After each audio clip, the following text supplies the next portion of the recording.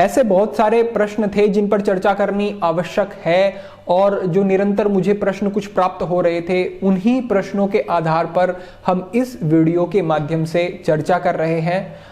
और वो प्रश्न कुछ इस प्रकार से थे कि हमारे संकल्प बार बार क्यों टूट जाते हैं, हम मन के आवेश, जो हमारे मन में बहुत सारे भाव आते रहते हैं निरंतर, हम उन्हें रोक नहीं पाते हैं, हम उनकी पूर्ति में निरंतर लगे रहते हैं, उसका क्या कारण है, प्रमाद क्या है, अभ्यास और वैराग्य से हम अपने जीवन को कैसे साध सकते हैं, और मन की इच्छाओं को, जो मन में हमारे बहुत सारी इच्छाएं उठती रहती हैं, और ऐसी क्या व्यवस्था हो सकती है कि जो हमारे मन में इच्छाएं इतनी सारी उठती हैं हम उनकी पूर्ति भी कहीं ना कहीं करें, लेकिन हमें किसी प्रकार का दोष ना लगे, हमारी जीवन की व्यवस्था खराब ना हो। तो इन सब विषयों पर हम चर्चा कर रहे हैं। अगर आपको ये विषय उपयोगी लगते हैं तो आप अंत तक बने रह सकते हैं।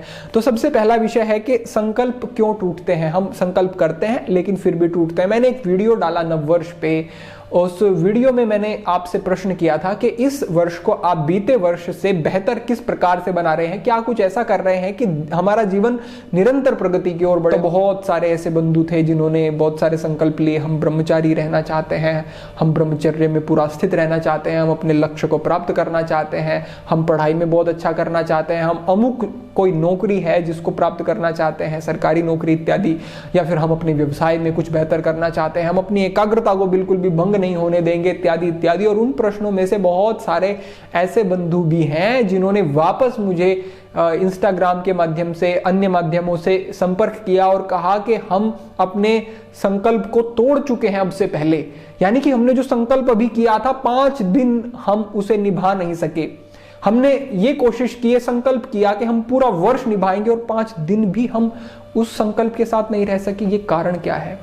तो इसका जो मूल कारण आप समझें वो हमारे कुसंस्कार हैं। अब जो संस्कार हमने इतने दिन में अर्जित किए हैं, आपकी आयु आज 20 वर्ष हो सकती है, 25 वर्ष हो सकती है, एक अमूमन आपने इस आयु में जो भी कुछ अर्जित किया है वो शायद कुछ बहुत बेहतर नहीं था, और अब आप बेहतरी की तरफ बढ़ना चाहते हैं।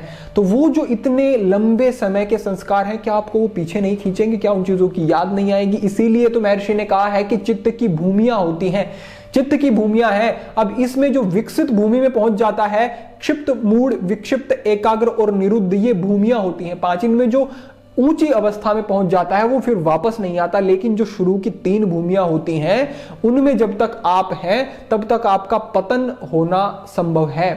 जो क्षिप्त और मूढ़ है उसमें तो व्यक्ति पूरा ही भोग में लिप्त रहता है, लेकिन जैसे वो विक्षिप्त में पहुंचता है तो विक्षिप्त अवस्था में जाने के बाद उसके मन में 2 प्रकार के संस्कार रहते हैं। एक तो उसे योग की तरफ लेकर के जाते हैं, आध्यात्म की तरफ लेकर के जाते हैं, उसके जीवन में सफलता और उसके लक्ष्य उद्देश्य की सिद्धि की तरफ लेकर के जाते हैं, और दूसरे उसे वापस खींचते हैं उसी नर्क में जहां से वो उठ करके ऊपर आने की कोशिश कर रहा है।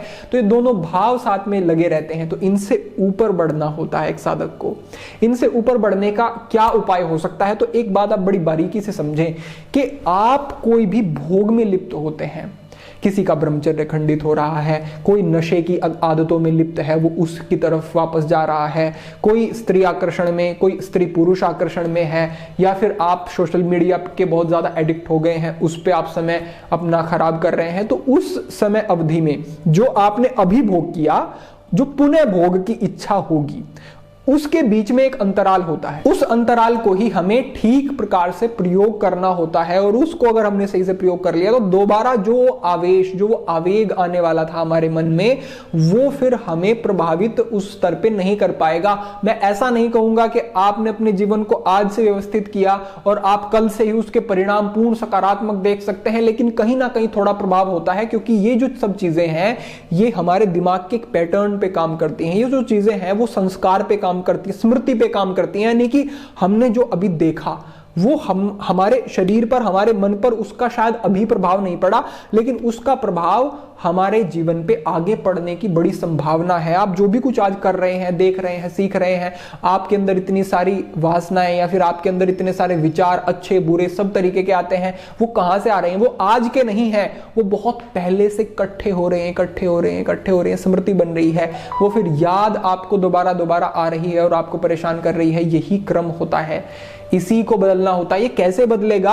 जब अभ्यास, भगवान ने भी क्या कहा है, अभ्यास इंतु कौन्ते वैराग्यंच गृह्यते, क्यों कहा है कि अभ्यास करना पड़ेगा, क्योंकि ये इसका कोई शॉर्टकट नहीं है, ये उतना ही वैज्ञानिक है जितने कि आपके विज्ञान के प्रयोग होते हैं। हमारा मन इसी प्रकार काम करता है। तो जो आप अच्छा कुछ विकसित करना चाहते हैं, समझना चाहते हैं, बेहतर बनाना चाहते हैं, उसके लिए निरंतर प्रयास करना होगा। और जो मैंने आपको समयावधि बताई कि आपने अभी कोई भोग किया, आपका दोबारा जब उस भोग की तरफ बढ़ने का मन दोबारा आपको प्रेरित करेगा, उसके बीच का जो समय है उसको सही से प्रयोग करना है। यही आपके पास एक कुंजी है। तो ये जो संकल्प बार बार टूटते हैं, ये हमारे संस्कारों की वजह से टूटते हैं। इन संस्कारों को बेहतर बनाएंगे धीरे धीरे अच्छी आदतें विकसित करके, तब वो कुछ होगा। अब आगे प्रश्न आता है कि कैसे कर सकते हैं, क्या वो चीज दे सकते हैं। तो सीधी सी बात समझें कि आपके जीवन में सात्विकता को लाना होगा, आपके जीवन में अध्यात्म को लाना होगा, ईश्वर के नाम को लाना होगा। आप जिस भी इष्ट में श्रद्धा रखते हैं, आप जिस भी स्वरूप को ईश्वर के मानते हैं, उसमें श्रद्धा लानी होगी। थोड़ा सा उन कार्यों को देखना होगा जो कार्य आप करते हैं। कोई व्यक्ति भोग में लिप्त होता है तो देखे कि इस भोग से मुझे अब से पहले क्या मिला है,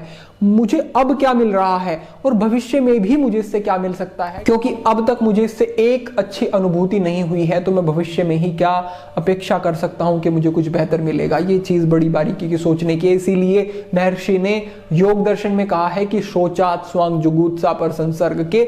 आप जब सोच अपने जीवन में स्थापित कर लेंगे तो अपने शरीर से तो आपका जो प्रेम है, मोह है, वो हट जाएगा। दूसरे व्यक्ति के शरीर के संपर्क में जाने की जो इच्छा है वो भी समाप्त हो जाएगी, क्योंकि आपने देख लिया क्या है इस शरीर में, ये त्वचा है। इस त्वचा के ऊपर से अगर इस आवरण को आप हटा देंगे तो आप किसी दूसरे व्यक्ति को देख नहीं सकेंगे। आप डर जाएंगे, भयभीत हो जाएंगे कि इतने कुरूप है क्या हम एक छोटा सा आवरण हटने से ही। आप अगर 2 दिन नहीं नहाएंगे तो आपके पास कोई दूसरा व्यक्ति बैठना पसंद नहीं करेगा। इतनी मल गंदगी है हमारे अंदर। इस गंदगी की तरफ ही निरंतर आकर्षित होकर के हम अपने जीवन के सौंदर्य और सुख को खराब कर रहे हैं। तो ये कहां की समझदारी वाली बात है। ये थोड़ा सा विवेक से देख करके समझने वाली, थोड़ी सी अगर एकाग्रता से आपने इसको देख भी लिया मात्र कि क्या हम कर क्या रहे हैं। हमारी विडंबना यही है कि हम करे जा रहे हैं और हम मूल्यांकन बिल्कुल नहीं कर रहे हैं, सोच बिल्कुल नहीं रहे हैं कि हम कर क्या रहे हैं। थोड़ा सा समझें, थोड़ा सा देखें, इसका जैसे ही मूल्यांकन करना शुरू करेंगे बड़े विशाल परिवर्तन होने वाले हैं जीवन में।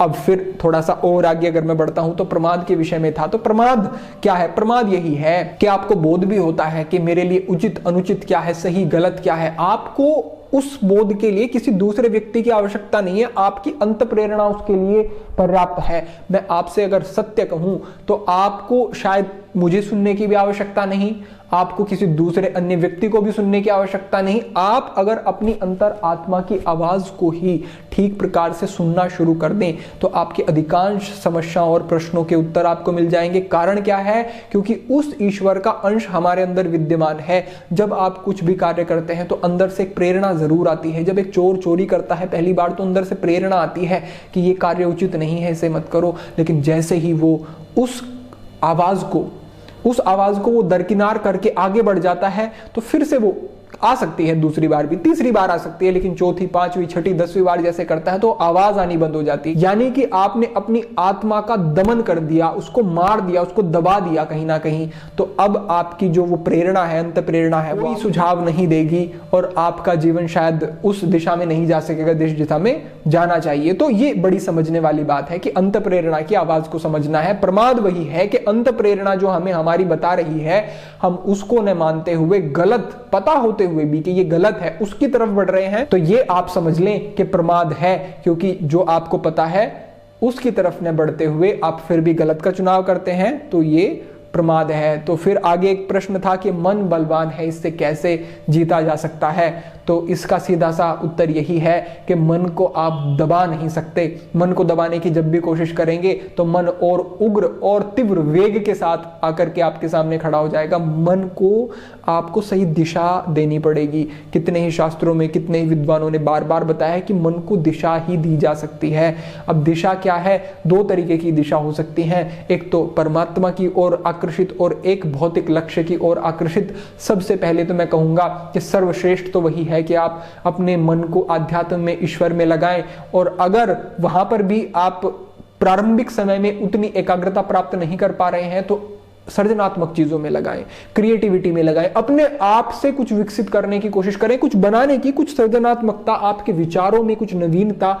आप एक दार्शनिक की तरह सोच के देखें कि हाँ, मैं आज शांति से बैठा हूं, अपने अंतःकरण में मैं झांकने की कोशिश करता हूं और मैं इस विषय पर अपने विचार प्रकट करता हूं, मैं इस विषय में गहनता से सोचता हूं और जो मुझे उत्तर प्राप्त होता है वो मैं अपने जीवन में धारण करता हूं। निश्चित रूप से विशाल बदलाव आप देखेंगे, क्योंकि वो जो समझ होगी, वो जो एक ज्ञान होगा, वो आपका स्वयं का होगा। आपके जीवन पर उसके जो प्रभाव होंगे वो विशेष ही होंगे। तो इस दिशा में भी थोड़ा सोचें और सृजनात्मकता की तरफ बढ़ें, कुछ नया विकसित करने की तरफ बढ़ें और फिर शास्त्रों से भी मार्गदर्शन प्राप्त करें, तो निश्चित रूप से लाभ होगा। तो जितने आपने ये जो शब्द सुने हैं, जो मेरे माध्यम से आपको जो मार्गदर्शन प्राप्त होता है, इससे भी आपके जीवन पे, आपके मन पे एक प्रभाव पड़ रहा है। भले ही आपको लगे कि हम 100% इन बातों को अपने जीवन में नहीं ला पा रहे हैं, लेकिन ऐसा हो ही नहीं सकता कि आपके जीवन पर इसका सकारात्मक प्रभाव न हो। इस चीज को समझें और पूर्ण आत्मविश्वास से आपको किसी भी नकारात्मकता से ग्रसित होने की आवश्यकता नहीं है। पूर्ण आत्मविश्वास से आप आगे बढ़ें, 100% आपको लाभ होंगे। आप बस ये विश्वास रखें कि एक बार अगर सिद्धि नहीं हो रही है तो दूसरी बार नहीं हो रही तो तीसरी बार। आपको निरंतर प्रयास करना है। ऐसे भी बहुत सारे कमेंट में देखता हूं कि हमसे गलती हो गई, हमने संकल्प किया था, हमारा संकल्प टूट गया, अब क्या हो सकता है, हमें बचाएं। ऐसे प्रश्न, ऐसी जो भाव हैं आते हैं, तो इतना निराश होने की आवश्यकता नहीं है। आप मनुष्य हैं, आप पुनः खड़े हो सकते हैं, पुनः प्रयास कर सकते हैं। आपके अंदर बहुत समझ और विवेक है और ये भी बात है कि गलती होती है जीवन में, लेकिन उससे हताश हो जाएंगे तो पुनः गलती होने की संभावना बढ़ जाएगी और फिर से सशक्तता से खड़े होंगे तो आपका मन ही आपसे हार जाएगा और कहेगा कि हाँ, मैं आपकी दास्यता स्वीकार करता हूं, जैसा आप मुझे चलाएंगे अब मैं वैसा चलूंगा। इन संतों के मन ऐसे ही होते हैं।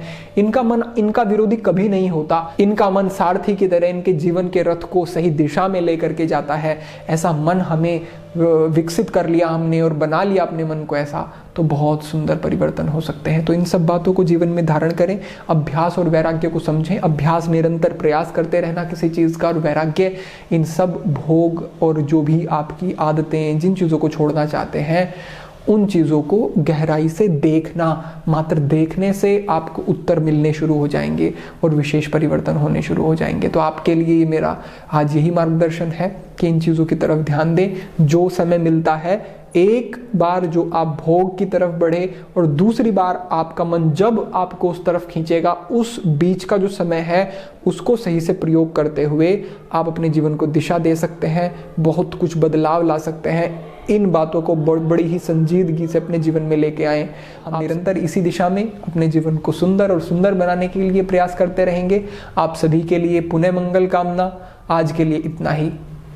ओम नमः शिवाय।